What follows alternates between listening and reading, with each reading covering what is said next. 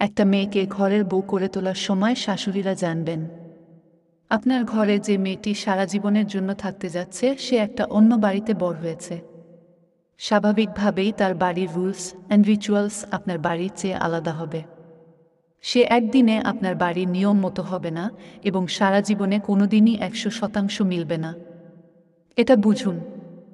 অনেকেই কথা কম বলে, তাই প্রথমেই অহংকার ভেবে নেবেন না। হয়তো সে বুঝে নিয়ে মিশতে চাইছে। আলাপি হতে অনেকের সময় লাগে। তাকে অবজার্ভ করুন। বাবার বাড়ির কোনো বিশেষ বিষয় নিয়ে তাকে খোঁটা দেবেন না। কোনটা সোনা কোনটা ইমিটেশন, তত্ত্ব কটা এ নিয়ে খুব একটা প্রশ্নবাণে জর্জরিত না করে তার সাথে সহানুভূতিশীল হন।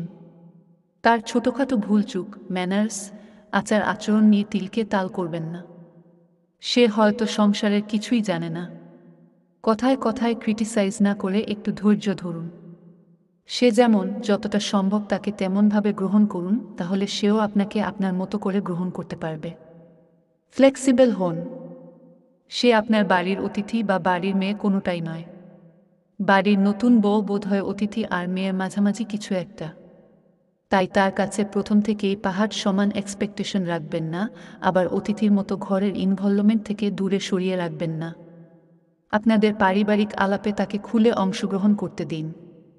ভাসুরের সামনে অমুক বলল কেন, শ্বশুরের সামনে তমুক বলাটা ঠিক হয়নি, এসব মনে পুষে রাখবেন না।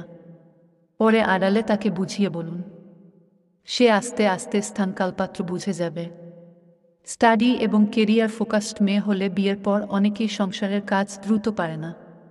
সময়ে সময়ের কাজ করতে হবে এমন দাবি না রেখে একটু মানিয়ে নিন। বিয়ে হয়েছে মানে 2-4-7 সংসার সামলাতে হবে এই এক্সপেকটেশন রাখবেন না। তার নিজস্ব জগৎকে সম্মান করুন, প্রয়োজনে আপনিও মি টাইম বার করে ফেলুন।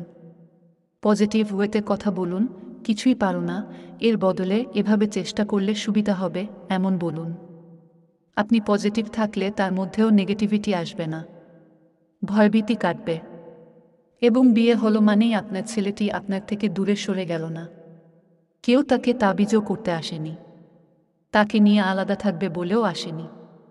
বরং আপনার বার্ধক্যে বা অনুপস্থিতিতে আপনার মতো করেই আপনার সন্তানকে দেখার জন্য একজন এলো। তাকে কদর করুন। আপনিও বার্ধক্যে একজন মনের মতো সঙ্গী পাবেন। এখন আপনি ভাবতে পারেন একতরফা বলছি। বউদের ও মানিয়ে নেবার অনেক দায়িত্ব থাকে। আলবাত থাকে। তবে কি বিয়ের মতো রাজনীতি আর কি বা আছে তা তো আপনিও জানেন এত বছরের অভিজ্ঞতায়। সেই রাজনৈতিক ময়দানে পূর্ব প্রস্তুতি ছাড়া একটি মেয়ে এসে পড়েছে। সংসার জীবনে অজ্ঞাত অথচ সংসার করতে চায়। সংসার করবে বলে নিজের বাড়ি ছেড়ে একা আপনার সম্পূর্ণ পরিবারের সদস্য হয়েছে। আপনার পরিবারে, আপনার কালচারে, আপনাদের মধ্যে, আপনার ছেলের প্রতি আশ্বস্ত হয়ে। তাই কোঅপারেশন বা কম্প্রোমাইজটা আপনাদের দিক থেকে একটু বেশি হোক। আপনি না হয় সপরিবারে একটা নতুন মানুষের দিকে আগে হাত বাড়ালেন। তাতে ক্ষতি কি? এই ধরনের মোটিভেশনাল ভিডিও পেতে সাবস্ক্রাইব করে যাবেন।